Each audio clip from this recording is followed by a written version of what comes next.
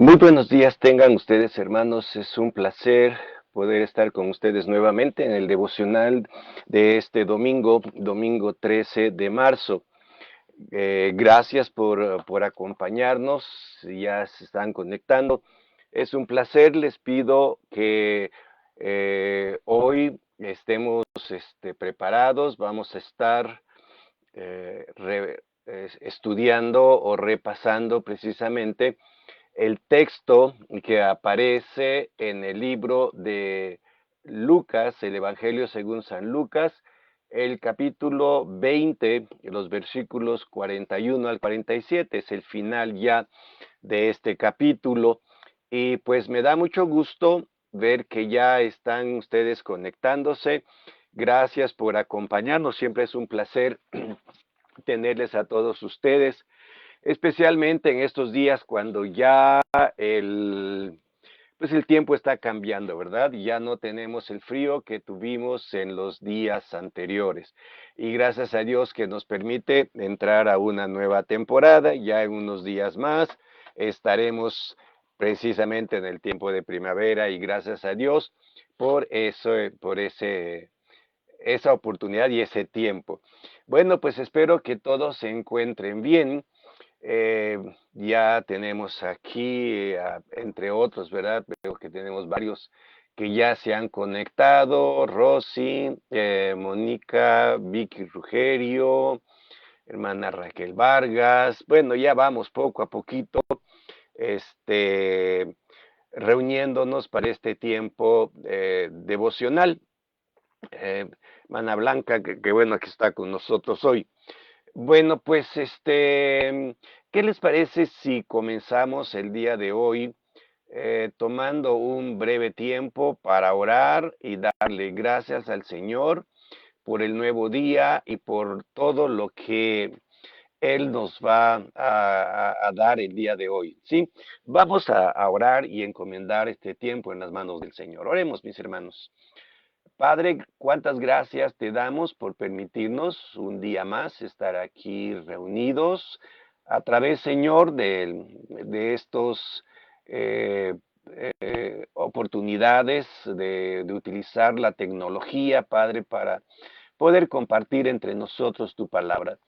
Hoy, Señor, es un día muy bueno, es un día en que te vamos a adorar y vamos a estar en tu casa. Te pedimos, Señor, que tú nos dirijas en todo este tiempo y que aprovechemos y que crezcamos más cada día. Gracias por tu bondad, Señor, el día de hoy, y gracias por tu ayuda. Nos ponemos en tus manos en este día y oramos que tu palabra llegue a nuestro corazón, y también, Padre, que tu Espíritu Santo nos enseñe qué es lo que debemos hacer y cómo debemos comportarnos y vivir para gloria tuya. Te lo rogamos, Padre, en el nombre de Jesucristo, nuestro Salvador. Amén. Muy bien, mis hermanos y hermanas, mi querida iglesia, pues vamos a comenzar nuestro devocional el día de hoy, así que les pido, por favor, si son tan amables, si tienen allá a su mano sus Biblias, ya sea electrónicas o en papel, que la abran, por favor, en el capítulo número 20 de Lucas, los versículos 41 al 47. Vamos a leer el pasaje para que veamos por dónde vamos a estar pensando. Dice en el libro de Lucas, capítulo 20, versículo 41. Entonces él les dijo: ¿cómo dicen que el Cristo es hijo de David?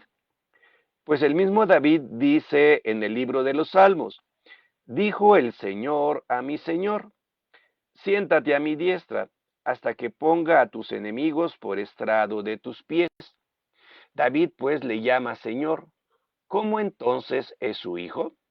Y oyéndolo todo el pueblo dijo a sus discípulos: guardaos de los escribas, que gustan de andar con ropas largas y aman las salutaciones en las plazas y en las primeras sillas, en la sinagoga, y los primeros asientos en las cenas, que devoran las casas de las viudas y por pretexto hacen largas oraciones. Estos recibirán mayor condenación. Como ustedes pueden observar, el pasaje nos lleva por dos temáticas muy interesantes. Una de ellas tiene que ver básicamente con la autodefinición que Cristo hace de sí mismo.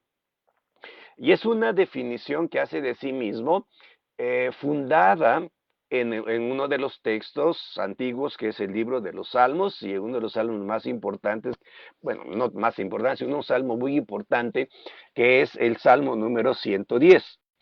En este salmo, que algunos han llamado salmo mesiánico, el autor David va a llevarnos a pensar en la persona del Mesías. Para que podamos entender la situación que el Señor estaba viviendo en ese momento, recordemos varias cosas. Uno, en este momento el Señor ya está camino a la cruz. Su mente, sus pensamientos están enfocados en lo que ya se acerca. En domingos anteriores yo les comentaba que el Señor Jesucristo ya había empezado su caminata rumbo a Jerusalén, en donde iba a ser crucificado, y toda su mente ahora estaba enfocado en ese día tan especial que él iba a vivir, tan doloroso.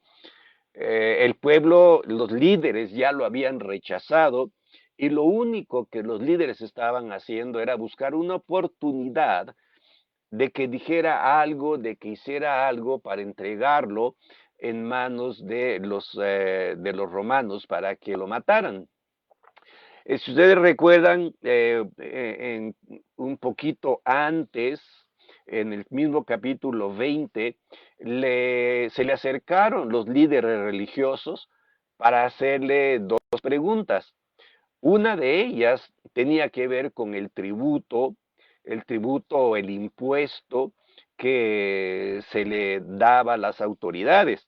Y la pregunta en esa ocasión fue muy directa. ¿Es lícito dar a César los impuestos? ¿Se le debe de dar tributo a un rey que ni siquiera era un rey judío? Además de esto, era un rey que los tenía avasallados, un rey que los oprimía, que les quitaba todo. Aún así debemos nosotros pagar nuestros impuestos. Y ustedes recuerdan la respuesta de Cristo, que fue darle a César lo que es de César y a Dios lo que es de Dios. Esa fue la primera oportunidad que buscaban. Si Cristo hubiera dicho no, pues obviamente lo hubieran tomado como un traidor al imperio romano y lo hubieran acusado. Si él hubiera dicho que sí, lo hubieran acusado de ser antijudío. Entonces la pregunta tenía ahí algunas dudas, algunas situaciones, ¿verdad?, que podrían poner a Cristo en entredicho, pero la respuesta fue muy simple: a César lo que es de César y a Dios lo que es de Dios. Lo que llama la atención de la pregunta, además en sí de la pregunta, es que quiénes fueron los que hicieron esta famosa pregunta, ¿no? El versículo 19 nos decía que los sacerdotes y los escribas estaban buscando echar mano de él, y por eso hacen la pregunta. Entonces, tenemos aquí a un cierto sector del gobierno y de la religión judía, ¿no? Esa fue la primera cuestión. La segunda vino en el versículo 27, cuando otro sector, otro grupo de la élite judía se le acercó y le hizo otra pregunta. Y esta pregunta fue sobre el famoso caso de la mujer que fue esposa de 7 hermanos, y le dicen: cuando lleguemos al cielo, ¿quién va a ser su marido, ¿no? ¿Cuál de los 7 va a ser el marido? Y es cuando el Señor Jesucristo les contestó que los hijos de este siglo se casan y se dan en casamiento, más los que fueron tenidos por dignos de alcanzar aquel siglo y la resurrección de entre los muertos, ni se casan ni se dan en casamiento. La pregunta que los saduceos le hicieron a Cristo tenía básicamente ¿cómo se llama? Esta inclinación o esta tensión de hacer que Cristo los apoyara a ellos en una cuestión que para ellos era muy determinante. Los saduceos no creían en la resurrección. Los fariseos sí lo querían, pero los saduceos no. Entonces, si le hacen una pregunta relacionada con la resurrección, ¿qué caso tiene hacerla si ellos no creían en eso? O sea, era una manera de ponerle una trampa al Señor Jesucristo. Así que, por un lado, entendamos la situación que se estaba dando. Los fariseos y los sacerdotes queriendo buscar una situación política o doctrinal para acusarlo, y los saduceos queriendo buscar otra situación también basada en la enseñanza que ellos daban para acusar al Señor Jesucristo. En este medio, ¿verdad? En medio de todo esto, ante la actitud del pueblo, es que Cristo se voltea, ¿no? Y les hace una pregunta a todos. Es interesante cómo empieza el pasaje del 41. Dice, entonces les dijo, como si en un momento dado el Señor se volteara y dejara a un lado las discusiones de esta gente y se enfocara en los que estaban allí. Dice, ya basta, como si dijera, ya basta de ustedes fariseos, ya basta saduceos, ya sacerdotes me tienen harto, ¿no? Yo voy al pueblo porque ellos son los que me importan. Y Cristo les hace una pregunta muy sencilla que tiene que ver con él, ¿sí? Y la pregunta es básicamente esta. ¿Cómo es que dicen que el Mesías es hijo de David? Ahora, ¿por qué es importante la pregunta que Cristo hizo? Porque sabemos, ¿no? Y lo vemos en la Biblia, que Dios había hecho una promesa a David de que iba a poner a uno de sus descendientes en el trono y que iba a reinar para siempre. Y entonces Cristo habla de esa relación. ¿Cómo es la relación del Mesías con David? ¿Cómo es que se puede decir que el Mesías es su hijo? Y les hace una pregunta más que nada para hacerlos pensar.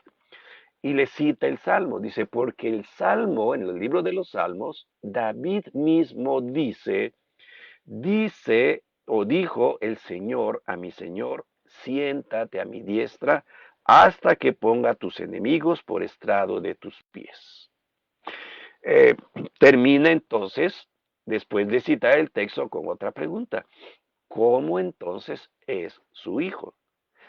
Me parecería medio extraña la pregunta, pero si la analizamos bien, vamos a observar que no es tan rara, ¿no? Cristo tenía algo en mente.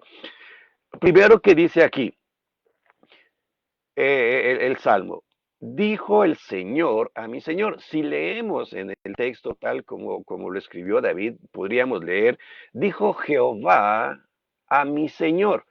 Mi Señor se refiere a alguien que está por encima de él. Y como que David de pronto nos llevó a una charla celestial en donde Jehová y el Mesías platican en la eternidad. Es como si fuera así. Y Jehová le dice al Mesías, mira, quédate aquí sentado. Y te vas a quedar aquí sentado hasta que yo ponga a tus enemigos por estrado de tus pies. Esto hizo entonces que el Señor Jesús hiciera pensar a las personas en varias cosas. Uno de ellos es que el reino del Mesías es un reino eterno. Es un reino que ya está establecido desde la eternidad en el cielo. Jehová le dice al Mesías, o sea, al Señor Jesucristo, aquí está tu reino, espérate. Yo voy a poner a los enemigos debajo de tus pies. Yo los voy a vencer. Y esto significa que el mismo Jehová le está dando al Señor Jesucristo el nivel de señorío. Tú eres el Señor. Además de esto, le está dando poder. todos sus enemigos van a estar sujetados a su dominio. Y ese reino del Señor Jesucristo es un reino que todavía está por venir. Entonces, ante estos elementos de un Mesías que es eterno, de un Mesías que es Señor, de un Mesías que tiene poder, de un Mesías que viene a reinar todo por el poder de Dios, Cristo los une, los conceptos, para decirle al pueblo. Entonces, ¿cómo es si el Mesías, que es eterno, que, que, que, que no, que existía antes de que David naciera, cómo es que el Mesías se convierte, o cómo es que el Mesías puede ser hijo de David? La pregunta obviamente hizo a la gente pensar. La idea de Cristo básicamente en esta pregunta era señalarles que él como Mesías, que había nacido de la Virgen María, iba a morir, iba a resucitar y a través de su resurrección iba a tomar todo el poder y el reino que Dios le había dado. ¿Sí? Entonces, esta pregunta dejó a las personas pensando, ¿cómo es esto? ¿Será posible que el Mesías sea hijo de David? Obviamente, el concepto de hijo de David era un concepto que tenía básicamente que ver con el reino que Dios iba a establecer aquí, porque lo había prometido. Y tenía que ver con el hecho de que Cristo tenía que nacer. A pesar de ser eterno, se iba a encarnar, nacer, morir y resucitar. Con esto, Cristo está dejando claro a la gente que Él es el Mesías, que es eterno y que es el Señor de todo. La segunda cosa que Cristo deja ver a sus discípulos es qué es lo que deben de cuidar. Por eso les dice ahora, diciéndole a los discípulos que estaban ahí con todo el pueblo, les dijo, cuídense, cuídense de los escribas. Cuídense también de todo este liderazgo que es un liderazgo hipócrita. Es un liderazgo que tiene varias características, dice Cristo, y debemos de aprender a reconocerlos. ¿Cuáles son las características de ese liderazgo que existía en el tiempo de Cristo? Era un liderazgo exhibicionista. Les gustaba andar con grandes ropas, largas ropas. Era un liderazgo que le gustaba atraer la atención. Dice aquí que les gustaban las salutaciones en las plazas. Ellos iban por todos lados. Adiós, mi querido rabí. Adiós, rabí fulano. Bendecido día, rabí. Y querían ser reconocidos en todas partes y atraer la atención. Además de esto, eran personas que les gustaba la prominencia. Querían verse en lugares especiales, en lugares principales. Además de esto, les gustaban las posesiones. Ellos no tenían piedad de las viudas, si era posible quitarles lo que tenían, se los quitaban, ¿sí? Comían de lo que las viudas tenían y se los quitaban todos. Y además de esto, terminaban con una vida de mucha piedad, haciendo largas oraciones. Sus oraciones no eran oraciones sencillas, sino que eran largas y complejas. Si Cristo es el Señor, le decía a los discípulos, como mencionábamos antes, ¿qué debemos nosotros de seguir? ¿A quién debemos nosotros de seguir? Pues obviamente debemos de seguir un liderazgo como el del Mesías. Un liderazgo que tiene un señorío genuino que viene de Dios. Un liderazgo que de veras nos lleve al Señor.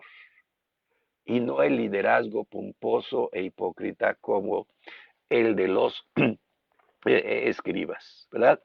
Además de esto nos lleva a pensar también en el hecho de que nosotros como cristianos debemos ser congruentes con nuestra fe. Si decimos que el Señor Jesús es el Señor nuestro, debemos ser congruentes con esa declaración y vivir en la humildad y no como los escribas. Debemos ser congruentes con nuestra fe en lo que hacemos, en lo que decimos, en lo que predicamos y no hacerlo como los escribas. Esta es la enseñanza que tenemos en este pasaje y creo que es un reto muy grande que tenemos ahora, hermanos, en donde vivimos en una época de apariencia, en una época en donde la esencia de las personas se van perdiendo, en donde hemos convertido en gente religiosa y no en personas que seguimos al verdadero Señor Jesucristo. Es una llamada de atención fuerte que nos hace el texto y que lo dejo para que nosotros lo pensemos, ¿sí? Vivamos entonces como el Señor quería, con una vida de integridad, con una vida recta, con una vida que refleja a nuestro Señor Jesucristo. Pues gracias por estar con nosotros. Ya muchas otras personas más se conectaron.